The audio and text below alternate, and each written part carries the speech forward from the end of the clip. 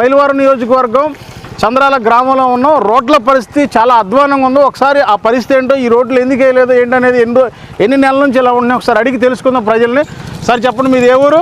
మాది నూసిపేట అండి. ఓకే, రోజు తిరుగుతూ ఉంటారు ఇటు? రోజు తిరుగుతాను నేను. చాలా ఇబ్బందికరంగా ఉంది.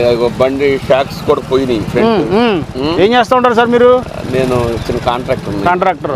ఓకే, అంటే ఇప్పుడు ఎప్పటి నుంచి వస్తున్నారు ఈ రోడ్లు ఇట్లాగా? 2 years నుంచి వస్తాను. 2 years నుంచి ఇలాగే ఉన్నాయి, ఎలాంటి మార్పు లేదు. మొత్తం అసలే గోతులు పడిపోయినాయి. అవునండి, అవును, దారుణంగా ఉన్న పరిస్థితి. సార్ చెప్పండి, మీ ఏ ఊరు? ఏమండి? చంద్రాలేనా?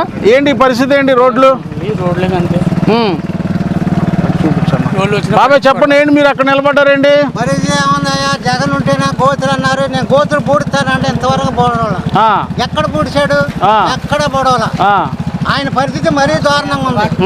దోచుకోవటం దాచుకోవటం తప్ప ఇట్లాంటి రోడ్ల పరిస్థితి పట్టించుకునే వాళ్ళు అంటే రోడ్లు కావాల్సిందంటే కరెంటు ఇట్లాంటి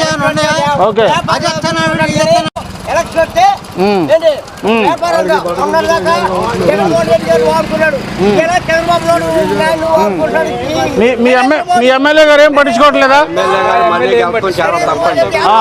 రెండోసారి కలుపుతాం.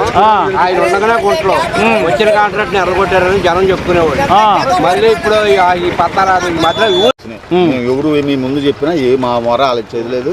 ఈ వాహనాలు దూకుడు బోకుడు చేసుకుని పోవడం. మీరు ఇక్కడే ఉంటారా స్థానికంగానే? మీరు అసలు ఎవరికి అధికారుల దృష్టి తీసుకెళ్ళరు అట్లాంటిది ఏమి లేదా? ఎవరు పట్టించుకుంటారండి? ఓకే, గోతులు కాపాడుతూనే ఉండే రాష్ట్రంలో తిరిగేవాళ్ళు మొత్తం పైన తిరుగుతారు. మనకేం తిరుగుతున్నాం. ముఖ్యమంత్రి దృష్టి తీసుకెళ్ళాను త్వరగా రోడ్లు పడాలని. ఎమ్మెల్యే గారు ఉంటారు కదా, అడ్రస్ లేరు. అండి అన్ని రోడ్లు బాగుండగానే ఈ Mylavaram MLA waste, number 1 waste. దేవుని అన్న కొద్దిగా రోడ్లు పోసేవాడు కానీ కృష్ణ ప్రసాద్ వేస్ట్.